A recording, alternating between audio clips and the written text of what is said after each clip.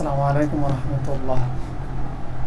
ইদানিং ভার্সিটির কিছু মাল আবিষ্কার হয়েছে, যারা কোরআন থেকে ফেসবুক আবিষ্কার করতে পারে, লাইক শেয়ার আবিষ্কার করতে পারে, আল্লাহ তাআলার সৌন্দর্যর তীব্রতা বোঝানোর জন্য, প্রখরতা বোঝানোর জন্য রেশমিকা মানদানার মতন উদাহরণ তারা আবিষ্কার করতে পারে।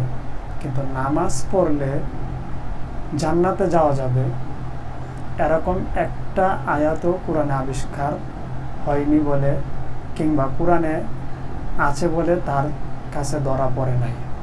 এটা আমার কথা না, এটা ভার্সিটির মালদের কথা। তো আপনারাও হয়তো বিশ্বাস নাও করতে পারেন। চলুন আমরা ভার্সিটির মালের কাছ থেকেই শুনি তিনি কি বলেন যে নামাজ পড়লে জান্নাতে যাওয়া যাবে, এ ব্যাপারে কোনো কিছু তার আবিষ্কারে কোরআনের মধ্যে ধরা পড়ছে কি পড়ছে না। চলুন আমরা একসাথে দেখে আসি। নামাজ পড়লে আল্লাহ জান্নাতে দেবে এরকম একটা আয়াতও আমার চোখে ধরা পড়েনি। আমরা এখানে যারা আছি আলেমরা, আপনি একটা আয়াতও বলতে পারবেন কিনা আমি জানি না। নামাজ পড়লে আল্লাহ জান্নাত দেবে আমি পাইনি। এমনকি নামাজ পড়লে জান্নাত পাওয়া যাবে 100 ভাগ, এটা হাদিসেও আছে। মিফতাহুল জান্নাতি সলা, যেটা এই হাদিসের সনদ মতন আমি খুঁজে পাইনি, এই সনদ মতন ঠিক নেই। প্রিয় দর্শক, কোরআনে এমন কোনো আয়াত ধরা পড়েনি এই ভার্সিটির মালের কাছে যে নামাজ পড়লে আল্লাহ জান্নাত দেবে। তো আসলে কথাটা যেমন একটা অদ্ভুত, তেমনি একটা উদ্ভট কথা। আল্লাহ রাব্বুল আলামিন পবিত্র কোরআনে নামাজ পড়লে জান্নাতে দিবেন কি দিবেন না এ ব্যাপারে কোনো কথা বলছেন কি না, চলেন আমরা এবার একটু দেখে আসি। আল্লাহ রাব্বুল আলামিন পবিত্র কোরআনের সূরাতুল মুমিনুন এর 9, 10, 11 নম্বর আয়াতের মধ্যে বলেন, আউযু বিল্লাহি মিনাশ শাইতানির রাজিম, ওয়াল্লাযীনা হুম আলা সালাওয়াতিহিম ইউহাফিজুন উলাইকা হুমুল ওয়ারিসুন আল্লাযীনা ইয়ারিসুনাল ফিরদাউসা হুম ফিহা খালিদুন। আল্লাহ রাব্বুল আলামিন পবিত্র কোরআনের সূরাতুল মুমিনুন এর অংশে 9, 10, 11 তিনটা আয়াতের মধ্যে বলেন, যারা তাদের নামাজের ব্যাপারে পূর্ণ সচেতন এবং পূর্ণ যত্নবান হয়, তাদের জন্য একটা উত্তরাধিকার রয়েছে। আল্লাযীনা ইয়ারিসুনাল ফিরদাউসা হুম ফিহা খালিদুন, তারা হবে জান্নাতুল ফেরদাউসের অংশীদারী, উত্তরাধিকারী, যেখানে তারা চিরকাল থাকবে। তাহলে আপনারাই বিচার করুন যে কোরআনে এমন কথা আছে না নাই যে নামাজ পড়লে জান্নাতে যাওয়া যাবে কিংবা জান্নাত দিবে কিনা। তো কোরআনের এই জায়গায় না, আরও অনেক জায়গায় আছে। তার মধ্যে আরেকটা জায়গায় আমি উল্লেখ করি, পবিত্র কোরআনে সূরাতুল মাআরিজের 34 এবং 35 নম্বর আয়াতের মধ্যে আল্লাহ রাব্বুল আলামিন বলেন, আল্লাযীনা হুম আলা সালাতিহিম ইউহাফিজুন উলাইকা ফি জান্নাতিম মুকরামুন, যারা তাদের নিজেদের নামাজের ব্যাপারে পূর্ণ যত্নবান এবং সচেতন, উলাইকা ফি জান্নাতিম মুকরামুন, উলাইকা ফি জান্নাতিম মুকরামুন, তারা জান্নাতে সম্মানিত হবেন। তাহলে তিনি একটাও পান না, অথচ কোরআনে একাধিক জায়গায় আসছে। তাহলে যারা কোরআন থেকে ফেসবুক আবিষ্কার করে ফেলেন, এটা কঠিন কাজ, এবং লাইক আবিষ্কার করতে পারেন, তারা কোরআনে এটা খুঁজে পান না যে আসলে কোরআনের মধ্যে এটাও আছে যে নামাজ পড়লে আল্লাহ জান্নাত দিবেন। তো আবার এটা কনফিডেন্স নিয়ে বলতেছে যে আমার তো ধরা পড়ে নাই, এখানে যারা উলামায়ে কেরাম আছেন তারা কেউ বলতে পারবেন কি না সেটাও আমি জানি না। তার মানে কি, উনি গবেষক, উনি দার্শনিক, উনি ফেসবুক আবিষ্কার করেন, উনি লাইক আবিষ্কার করেন, উনি কোরআন থেকে সাংবাদিক আবিষ্কার করেন, উনি কোরআন থেকে সৌন্দর্যের উপমা দিতে গিয়ে রেশমিকা মান্দানার মতো সুন্দরীদেরকে আবিষ্কার করতে সময় থাকে এবং খুঁজে পান, এটা কঠিন বিষয়গুলো। কিন্তু নামাজ পড়লে জান্নাত দিবেন এটা ধরা পড়ে না। তার দ্বারা কি বোঝা যায় তিনি পুরা কোরআন পড়ছেন? একটা সাধারণ নলেজ যারা লাগে, কমন সেন্স, তারাও কিন্তু কোরআনের পুরা অনুবাদটা পড়লেই এই স্পষ্ট কথাগুলো কিন্তু পাইবে। কারণ হলো এখানে নামাজের কথা স্পষ্ট আছে, ওয়াল্লাযীনা হুম আলা সালাওয়াতিহিম ইউহাফিজুন উলাইকা হুমুল ওয়ারিসুন আল্লাযীনা ইয়ারিসুনাল ফিরদাউসা হুম ফিহা খালিদুন। নামাজের কথা কিন্তু স্পষ্ট আছে। এখানে কিন্তু ফেসবুকের মতন যে কঠিন জিনিস, ফেসবুক আবিষ্কার করা যতটা কঠিন ততটা কঠিন না। কিন্তু এমনিভাবে সৌন্দর্যের উপমা দিতে যে বর্তমান যুগে রেশমিকা মান্দানাকে আবিষ্কার করা যতটা কঠিন ততটা কঠিন না। কিন্তু এমনিভাবে রাসূল নবী ওনাকে সাংবাদিক প্রমাণ করতে যতটা কঠিন ততটা কঠিন কিন্তু এখানে না। আসলে উনি পাইলেন না কেন, আর উনি পাইছেন কি পাইলেন না সেটা কনফিডেন্সের সাথে কেমনি বললেন? আসল কথা হলো কি জানেন, অনেকের পছন্দ হবে না, কিন্তু আমি বাস্তবতা যেহেতু বলতে হবে, যারা ভার্সিটির মাল আছে ওনারা কোরআন হাদিস পড়েন সিলেবাস অনুযায়ী, বুঝছেন? এটা সিলেবাসে ছিল না, তো স্বাভাবিক একটা কথা। সিলেবাসে ছিল না, কোরআনে ছিল কিন্তু সিলেবাসে ছিল না, এই জন্য তিনি পান না। কিন্তু নামাজ পড়লে যে জান্নাতে যাব এটা কোরআন শরীফে কোথাও নাই, কোথাও খুঁজে পাবেন না, সিলেবাসেই নাই। এটা কোরআন বলছে, কোরআন। ইমাম সাহেবকে দিয়ে জিজ্ঞাসা করে বাইর করে দেখেন, আমার কথা যদি একটা মিথ্যা হয় জিভটা কাটতে ফেলামো। কোরআনের লিস্টে তো শত করবেন, ওটা নাই। পরীক্ষায় এব তো দূরের কথা, সিলেবাসেই নাই। কথা বুঝাইতে পারছি ভাই? কিন্তু এই যে ফেসবুক সাংবাদিক এবং রেশমিকা মান্দানা এবং লাইকের মতো জিনিসগুলা, এগুলো সিলেবাসে ছিল, এই জন্য উনি পড়ছেন, এটা জানেন, আবিষ্কার করছেন। কিন্তু দুঃখের বিষয় হলো মার্ক জুকারবার্গ যে ফেসবুক আবিষ্কার করছেন, তিনি মনে জানেন না যে কোরআন থেকে ফেসবুক আবিষ্কার কথা বলছে। তাহলে তো উনি বলতেন যে আমি মুসলিমদের কোরআন আবিষ্কার করে ফেসবুক আবিষ্কার করে ফেলছি। এখন কথা হলো এই ভার্সিটির মালগুলা ফেসবুক আবিষ্কার করলো, কিন্তু করলে একটু আগেই করতো, তাহলে তো আমাদের মুসলিম যাহার একটা গৌরব হইতো যে ওনারা কোরআন এতটাই গবেষণা করছে যে ফেসবুক আবিষ্কার করে ফেলে। কিন্তু এটা এমন সময় আবিষ্কার করলো যখন মার্ক জুকারবার্গ আবিষ্কার করেই লাইছে। তো যাক, পাওয়া পেশাল করতে আসি নাই। আরেকটা বিষয় বলতে চাচ্ছিলাম, যে আবিষ্কারের কথা বারবার আমি বলছি, এটা কিন্তু আমার কথা না। আমরা চলুন একটু দেখে আসি যে তিনি কেমনে ফেসবুক আবিষ্কার করছেন। ফেসবুকের কথা কোরআনে কোথায় পাবে? সূরা আম্বিয়ার 83 নম্বর আয়াত, ফাস্তাজাবনা লাহু, আমি আল্লাহ আইয়ুবের ডাকে সাড়া দিলাম, তার মানে লাইক দিলাম। আপনি ফেসবুক চালাতে গিয়ে কোনটায় সাড়া দেবেন, কোনটায় লাইক দেবেন, আল্লাহ শিখিয়ে দিচ্ছেন। প্রিয় দর্শক, আপনারা ফেসবুক আবিষ্কারের কথা, লাইক আবিষ্কারের কথা এগুলা শুনছেন এবং দেখে আসছেন। তো উনি আরেকটা কথা বলছিলেন যে নামাজ পড়লে জান্নাত দিবে আল্লাহ তাআলা, এটা কোরআনের কোথাও পান নাই। তো এটার দলিল তো আমরা একাধিক জায়গা থেকে দিলাম। এমনিভাবে তিনি আরেকটা কথা বলছিলেন যে মিফতাহুল জান্নাতিস সালাহ, এই হাদিসেরও সনদ মতন ঠিক নাই। স্পষ্টভাবে হাদিসেরও কোনো জায়গায় সালাত পড়লে অর্থাৎ নামাজ পড়লে জান্নাত দিবে এমনটা তিনি পান নাই। অথচ হাদিসের একাধিক জায়গার মধ্যে সালাত পড়লে জান্নাত দিবেন এই কথা বর্ণিত আছে। রাসূল করিম সাল্লাল্লাহু আলাইহি সাল্লাম থেকে বর্ণিত আছে, নাসাই শরীফের হাদিস 459 নম্বর হাদিস 459। এখানে বড় হাদিস, আমি সংক্ষেপে পড়ছি।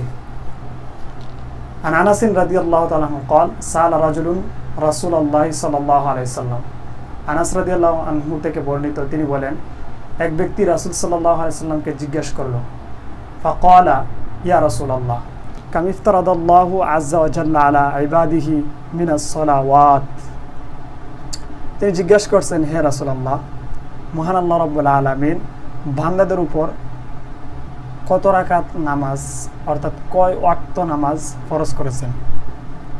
রাসূল করিম সাল্লাল্লাহু আলাইহি সাল্লাম বলেন, ক্বালা ইফতারাদাল্লাহু আলা ইবাদিহি সালাওয়াতিন খামসা।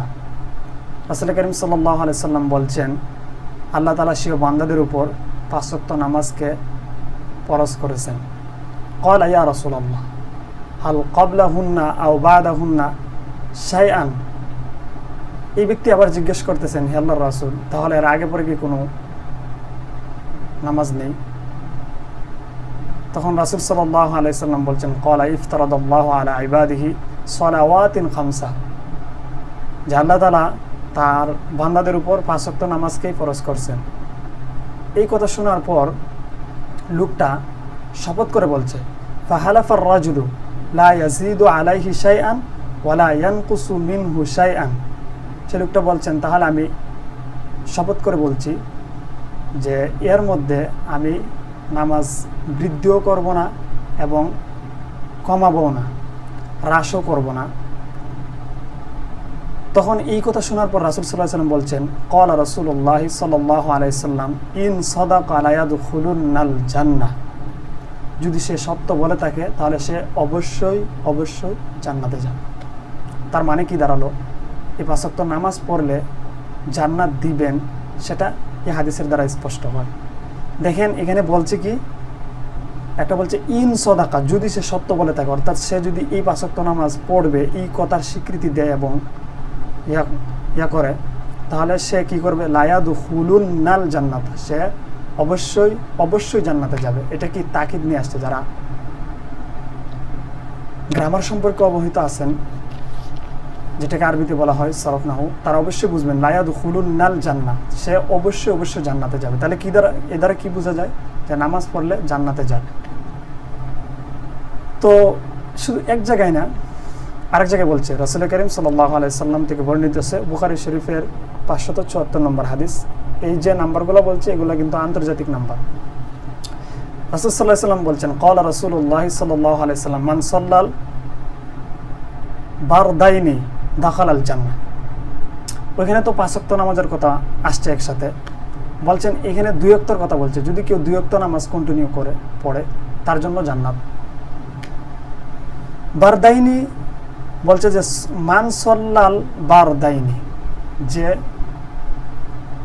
ফজরের নামাজ এবং আসরের নামাজ পড়বে। বারদাইনির ব্যাখ্যা হলো ফজর এবং আসরের নামাজ পড়বে, দাখালাল জান্নাহ, সে জান্নাতে প্রবেশ করবে। তাহলে এখানেও তো জান্নাতের কথা আসছে। তো এখন মূর্খরা বলবে যে 2 ওয়াক্ত নামাজের কথা বলছে আর বাকি 3 ওয়াক্ত গেল কোথায়?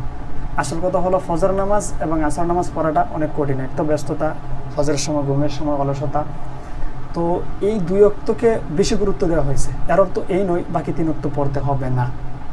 পবিত্র কোরআনের মধ্যে আসরের বিশেষ বৈশিষ্ট্য হিসেবে তিনি আলাদাভাবে আসরের নামাজকে উল্লেখ করছেন। যেমন হাফিজু আলা সালাওয়াতি ওয়াস সালাতুল উস্তা, এই সালাতুল উস্তা দ্বারা অধিকাংশ মুফাসসিরিন কেরাম আসর নামাজের কথা বলছে। এমনিভাবে ফজর নামাজেরও বিশেষভাবে তাকিদ দেওয়া হয়েছে, যদি কেউ পড়ে এবং এগুলোর মধ্যে করা হয় সে জান্নাতে যাবে। এই হাদিস দ্বারা আমরা স্পষ্ট বুঝতে পারব। তো কোরআনও আছে, হাদিসেও আছে, অথচ তিনি আবিষ্কার করে পান নাই। তার একটা কারণ কি? যে এটা সিলেবাসে ছিল না। এখন আসেন, যদি কেউ নামাজ না পড়ে তাহলে কি হবে? বিষয়টা হলো কি, তারা এমনভাবে এটা স্বাভাবিক করছে, ঠিক আছে, নর্মালাইজেশন করছে। বিষয়টা হয়ে দাঁড়ালো এটা একটা অপশনাল, নামাজ পড়লে পড়ে না পড়লে নাই। কারণ নামাজ পড়লে তো জান্নাত দিবেন আল্লাহ বলেন নাই। এমনিতেই মানুষ নামাজ পড়তে চায় না, আবার যদি এরকম সুযোগ পায় তাহলে কি নামাজ পড়বে? মানুষ পড়বে না। তারা আসল নামাজ যদি কেউ না পড়ে তাহলে তার অবস্থানটা ইসলামে কেমন হয়? রাসূল করিম সাল্লাল্লাহু আলাইহি ওয়াসাল্লাম নামাজ যিনি পড়েন না তার ব্যাপারে ধমকি স্বরূপ তিনি বলেন, মান তারাকা সালাতা মুতাআম্মিদান ফাকাদ কাফার। এই হাদিসটা একাধিক হাদিসের কিতাবের মধ্যে আসছে। তার মধ্যে আত-তারগিব ও তারহিব, কানজুল উম্মাল, মুসনাদ আহমদ ইত্যাদি হাদিস গ্রন্থের মধ্যে আসছে। হাদিসের অর্থ হইল মান তারাকা সালাতা মুতাআম্মিদান ফাকাদ কাফার, যে ইচ্ছাকৃতভাবে নামাজ ছেড়ে দিল সে যেন কুফরি করলো। তার দ্বারা কি বোঝা যায়? যে নামাজ না পড়লে সে কুফরি করলো, সে ইসলামের একটা যে অংশের মাধ্যমে সে ইসলাম থেকে বের হয়ে যায় এমন একটা অবস্থা। সেটা আমার কথা না, আরেক হাদিসের মধ্যে আসছে। সরাসরি বলছেন যে নামাজ পড়ে না, যে নামাজ নেই, সে তো আসলে ইমানদারি না। রাসূল করিম সাল্লাল্লাহু আলাইহি ওয়াসাল্লাম বলেন, লা ঈমানা লিমান লা সলাতা লাহু, তার তো ঈমানই নাই যে নামাজ না পড়ে। তাহলে আপনি চিন্তা করে দেখেন নামাজের সাথে ঈমানের কতটা কানেক্টিভিটি আছে, কানেকশন আছে। অথচ তারা এই বিষয়টাকে এমন নর্মালাইজেশন করছে যে নামাজ পড়লে পড়ে না পড়লে নাই, কারণ নামাজ পড়লে তো আল্লাহ জান্নাত দিবেন এমন কথা কোরআনে বলে নাই, রাসূলে কোনো হাদিসে বলে নাই। একটা হাদিস তিনি বলছেন সেটার তো সনদ মতন ঠিক নাই, এটা বুঝাইতে চাচ্ছে।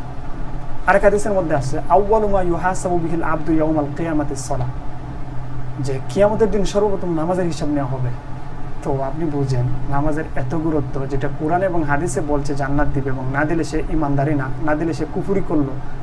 তাহলে সেই জায়গা তিনি এতটা নর্মালাইজেশন করছেন, এতটা কনফিডেন্স নিয়ে কথা বলতেছেন যে নামাজ যেটা পড়লে জান্নাত দিবেন, এটা আমার চোখে ধরা পড়ে নাই। যারা আলেম আছেন তারা পারলে বলতে পারবেন কিনা সেটাও আমি জানি না। তো প্রিয় দর্শক, এই কথাগুলা শোনার পর কিছু জেনারেল শিক্ষিত যারা আছে তারা মনে করেন যে উনি একজন ভার্সিটির মাল, উনি যদি এতটা কনফিডেন্স নিয়ে এই কথাগুলো বলে তার মানে তো তিনি অবশ্যই গবেষণা করছেন। কোরআনে ৮২ বার নামাজের কথা আসছে, আকিমুস সালাহ, কিন্তু একবারও এই কথা আসে নাই নামাজ পড়লে জান্নাত দিবেন। এজন্য তারা বিভিন্ন কনফারেন্সের মধ্যে কনফিডেন্স নিয়ে বলেন, আপনি আমাকে দেখাতে পারবেন কোরআনে কোনো জায়গায় এরকম আছে? তো চলুন আমরা আরেকজনের একটা কথা শুনে আসি যে উনিও চ্যালেঞ্জ করছে। তা আমার মনে হয় যে উনিও সেই ভার্সিটির মালের বক্তব্য শুনে আসলে এটা চ্যালেঞ্জটা করছে। কিন্তু নামাজ পড়লে যে জান্নাতে যাব, এটা কোরআন শরীফে কোথাও নাই, কোথাও খুঁজে পাবেন না। তো আসল কথা হলো কোরআনে নাই এ কথা সত্যি না, বরং কোরআনে আছে, তারা সিলেবাসে ছিল না, পড়ালেখা করে না, এর জন্য তারা পায় নাই। এর অর্থ এই নয় যে কোরআনে নাই হাদিসে নাই। এখন আপনাদের সম্মুখে আমি যে কথাগুলো বললাম, এই কথাগুলো বলার কারণে যারা ভার্সিটির মাল আছে এরা কিন্তু আমার পিছনে উঠে পড়ে লাগবে। কারণ ভার্সিটির মালদের একটা স্বভাব আছে, যদি তাদের কেউ ভুল বলে এই ভুলটাকে সঠিক করার জন্য তারা সবাই মিলে ব্যাখ্যা দাঁড় করে, কিন্তু কেউ ভুল স্বীকার করতে রাজি নয়। আবার কেউ যদি এই ভুলটা ধরে তার পিছনে সবাই উঠে পড়ে লাগে। তো আমি আসলে উঠে পড়ে লাগে কিংবা লাগবে না এই জন্য আমি বলছি না। আমি বলছিলাম কিছু মানুষ এখান থেকে বিভ্রান্ত হবে, তাদেরকে কোরআনের এই মেসেজটা দেওয়া দরকার, এই জন্য আমি দিলাম। আশা করি সকলে বুঝছেন। আল্লাহ রাব্বুল আলামিন আমাদের সকলকেই পবিত্র কোরআন অনুযায়ী এবং সুন্নাহ অনুযায়ী চলার তৌফিক দান করুন।